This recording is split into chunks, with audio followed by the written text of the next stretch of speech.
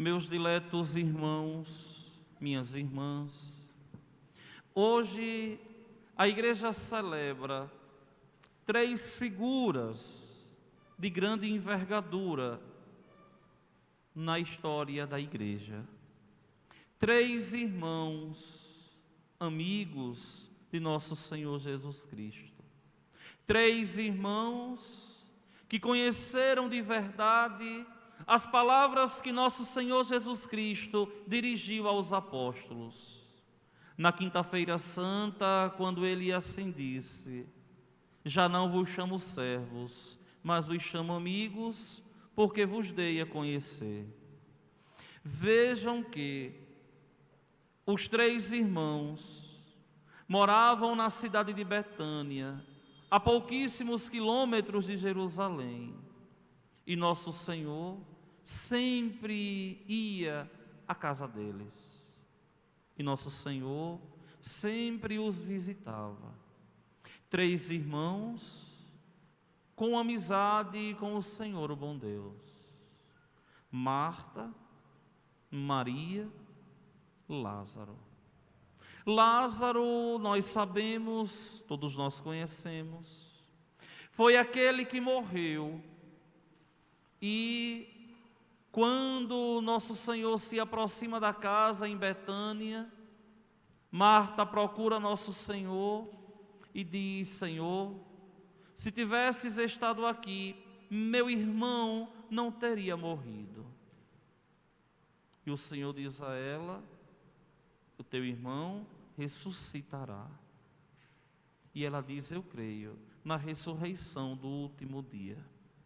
Vejam que essa proximidade dos irmãos com nosso Senhor era uma proximidade totalmente espiritual. Eles conheciam a doutrina que o Senhor estava deixando. Eles conheciam e de verdade acreditavam, depositavam a fé na ressurreição.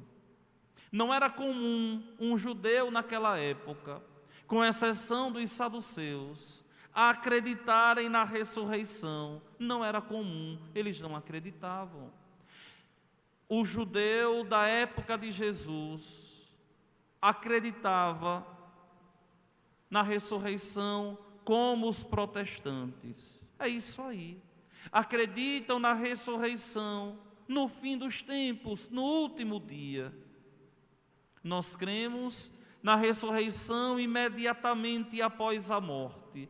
Ele foi o primeiro. A excelentíssima Senhora, sua mãe, foi a segunda. E depois vieram todos os justos que ressuscitaram em Deus.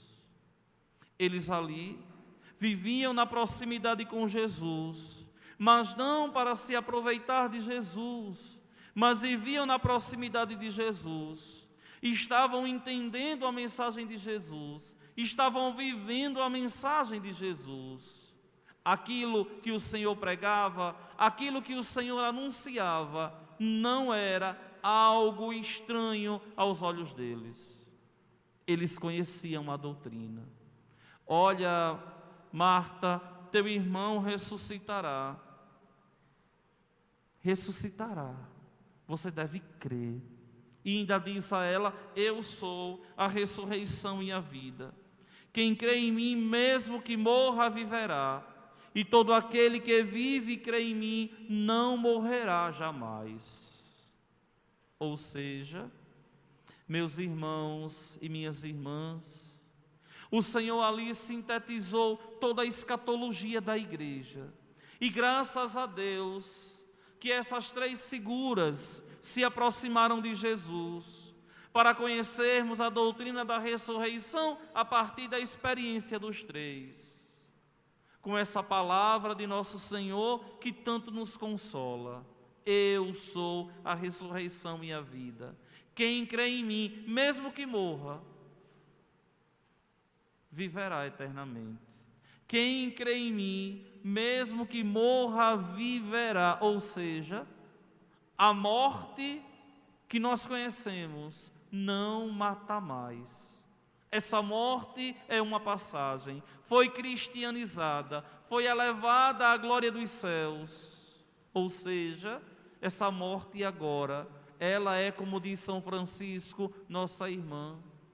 De uma coisa horrível, horrenda aos olhos dos homens, o Senhor transformou em uma coisa maravilhosa aos seus olhos. A morte não é fim, a morte é passagem. E Marta ali, ao escutar aquela catequese de uma profundidade sem tamanho, uma total novidade, ela escuta nosso Senhor dizendo: você crê nisso? E ela diz de uma forma tão linda, tão bela, tão santa: Senhor, eu creio firmemente que Tu és o Messias, o Filho de Deus, que devia vir ao mundo. Ela não diz: eu creio na ressurreição. Ela não diz: eu creio na Tua doutrina. Ela diz: Senhor, eu creio na Tua pessoa. Eu creio em Ti, Senhor. Olhe, minha gente, que isso para a gente é fundamental para nós cristãos. Nós nos relacionamos não com a doutrina, não nos relacionamos com um conjunto de leis, como os nossos irmãos judeus, que observavam 613 preceitos. Não. Nós católicos, nós cristãos, nos relacionamos com uma pessoa viva, atuante, que nos conduz. É por isso que a igreja sempre nos disse que nós não cremos em preceitos mortos, mas nós cremos em Jesus Cristo vivo e ressuscitado. A igreja sempre disse: não somos a religião do livro, somos a religião do encontro com uma pessoa. É por isso que quando vocês leem, e eu digo tanto isso aqui na igreja, vocês falam no singular, palavra do Senhor. Por quê? Porque a palavra é Cristo, Ele é a palavra de Deus. Não é as Sagradas Escrituras, não é a Bíblia, como muitas pessoas pensam. A palavra de Deus, a Sagrada Escritura, só condensa os ensinamentos dele. Ou seja, nós nos relacionamos com uma pessoa viva, atuante, gloriosa, ressuscitada. E o mais bonito é que ela entendeu que não deveria crer simplesmente na doutrina dele, mas deveria crer na pessoa dele. Eu creio, Senhor, que Tu ressuscitarás. Eu creio, Senhor, que Tu és a vida. Eu creio, Senhor, que essa Tua palavra tem força. Meus queridos irmãos e minhas irmãs, vejam a segunda experiência ali deles. O Senhor fala: Lázaro, sai do sepulcro. Já cheirava mal, as Sagradas Escrituras nos diz. E o Senhor ali, dando uma ordem imperativa, Lázaro se levanta atado de pés e mãos. E aquilo ali é um escândalo na comunidade. Lázaro vem para fora. E Lázaro de verdade passou pelo ressuscitamento. Aqui é interessante nós entendermos a diferença que existe entre a ressurreição de Jesus e a ressurreição de Lázaro. Jesus ressuscitou. Lázaro passou por um ressuscitamento. Qual é a diferença? Lázaro voltou à vida de onde tinha parado e lá na frente de novo morreu. É uma pena que os evangelistas não narram a morte de Lázaro depois. Jesus Cristo, diferentemente, morreu, ressuscitou e não morreu jamais. Está vivo, glorioso. Tanto que os apóstolos, ao narrarem a ressurreição de Jesus, eles deixam muito claro: ele aparecia, ele sumia. Ele não estava preso ao tempo e ao espaço, mesmo as portas fechadas dos lugares quando eles se reuniam com medo dos judeus. O Senhor se apresentava no meio deles e sumia do meio deles, ou seja, estava ali vivo, glorioso, ressuscitado, não iria morrer jamais. Estava na terra, estava no céu, estava no céu, estava na terra. Ou seja, a sua onisciência, o Pantocrator, o glorioso, o reinante, estava ali no meio deles. Só que vejam bem, meus irmãos, para fazermos essa experiência de ressuscitarmos gloriosamente em Deus, é preciso, antes disso, fazermos a experiência que o texto santo do Evangelho hoje nos coloca. Olhem o que o texto santo nos diz hoje. O Senhor vai, mais uma vez, na casa de Marta e Maria. E chegando lá, nosso Senhor vai ser recepcionado, vai ser bem cuidado por elas. Marta fica agitada, com tanta coisa para fazer, para cuidar bem do Mestre, para acolher aquela figura impoluta, para acolher de verdade aquele grande amigo. Nós somos assim. Quando a gente vai receber alguém que a gente ama, que a gente gosta, a gente oferece o que tem de melhor, a gente se prepara da melhor forma, não para aparecer, mas simplesmente para externar o nosso amor. Ou seja, acolher bem é evangelizar. Se vocês vão na Basílica de Aparecida, lá no pórtico tem isso escrito: acolher bem é evangelizar. Ou seja, acolher alguém de uma forma digna na nossa casa, nós estamos evangelizando. E aqui, Marta, preocupada, com tantos afazeres, com tantas coisas, um corre-corre medonho. E Maria, muito mais íntima de nosso Senhor ali. Segundo uma tradição bíblica, essa Maria aqui é a mesma Madalena. Segundo outra tradição, é outra Maria. Não temos uma clareza se as duas, se a Madalena, se essa daqui são a mesma ou se é diferente. O que nós sabemos é que essa Maria aqui teve a mesma atitude da outra Maria. Pode ser a mesma pessoa, não temos certeza, a igreja não afirma. Mas ela tem a mesma atitude, ela senta aos pés de Jesus para escutar o Senhor.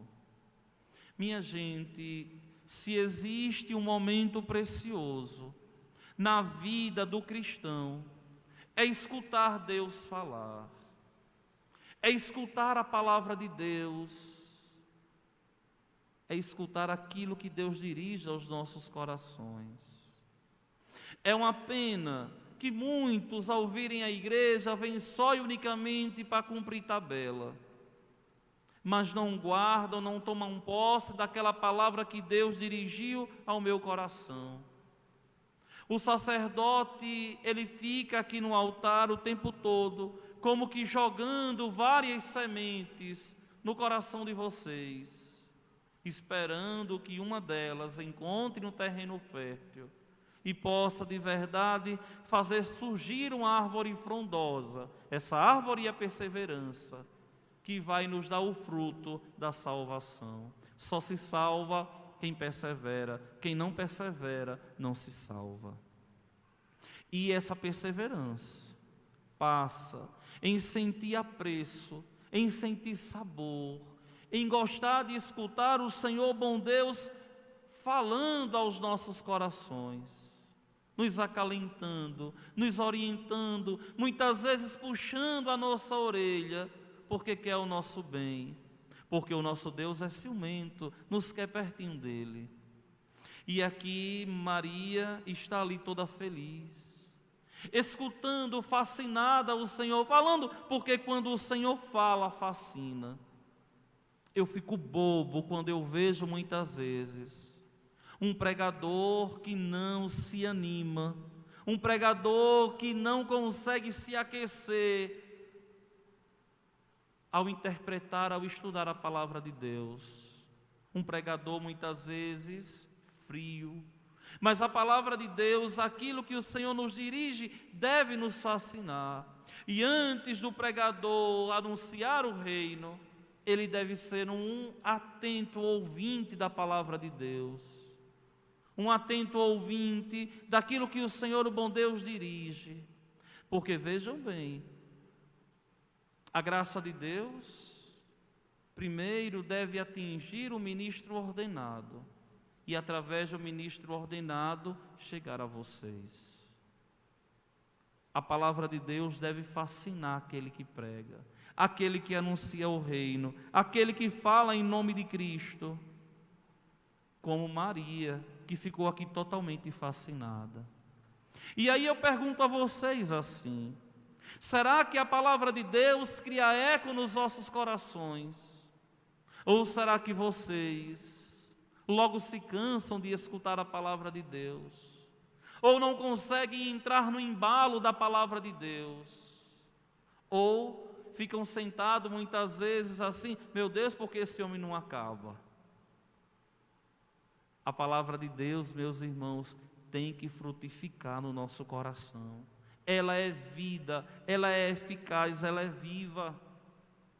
E Maria está aqui totalmente fascinada por essa palavra.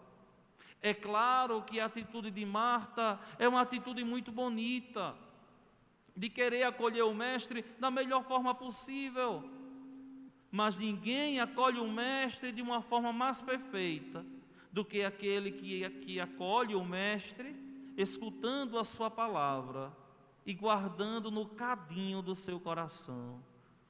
Esse verdadeiramente é um bom anfitrião. Recepciona nosso Senhor. Uma das passagens mais bonitas das Sagradas Escrituras está no livro do Apocalipse, quando nós vemos o Senhor, o bom Deus, batendo na porta do coração.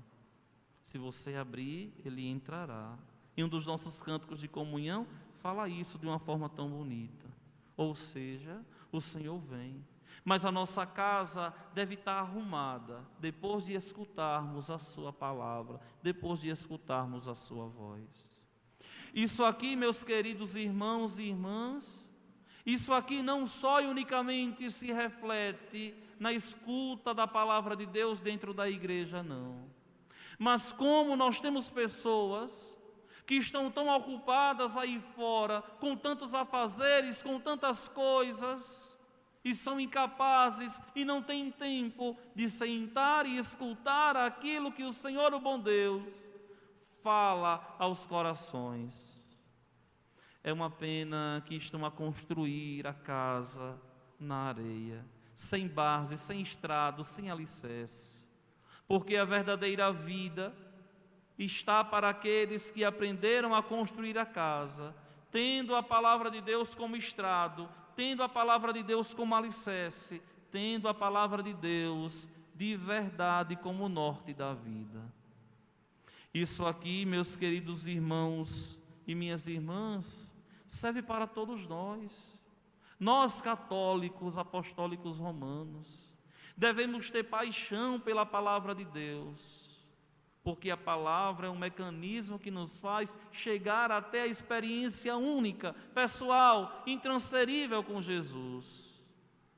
E quem se encontra com Jesus é incapaz de permanecer do mesmo jeito. Quem se encontra com nosso Senhor é incapaz de pensar da mesma forma e agir do mesmo modo. E o Senhor chama a atenção. Marta, Marta, tu te preocupas e andas agitada por muitas coisas. Uma só coisa é necessária. Maria escolheu a melhor parte e esta não lhe será tirada. Uma só coisa é necessária, Marta. Que coisa é essa, Padre? A escuta da palavra de Deus. E a melhor parte que Maria escolheu não será tirada, ou seja, Maria se fez discípula, Maria se fez amiga, Maria se fez próxima de nosso Senhor. Que nós possamos, meus irmãos, nos aproximarmos de Deus. Que essa nossa relação com Deus não seja simplesmente uma relação de fachada, uma relação de faz de contas, mas seja de verdade aquela relação que dá brilho nos nossos olhos, que nos faz os nossos olhos brilhar ao contemplar o Senhor, o bom Deus, de ver e enxergar Deus que fala e nunca se cala, de ver e enxergar as ações de Deus nas nossas vidas, nos conduzindo simplesmente para o céu, nos conduzindo simplesmente para o seu regaço acolhedor, nos conduzindo simplesmente para a eternidade nele, onde lá, de verdade, nós seremos felizes e desfrutaremos da grande tranquilidade da vida que o Senhor, o bom Deus, colocou nos nossos corações, ao nos mostrar que o verdadeiro mistério consiste na relação com Ele. Fomos feitos para amá-lo, fomos feitos para Ele, e o nosso coração não repousará enquanto para Ele não voltar.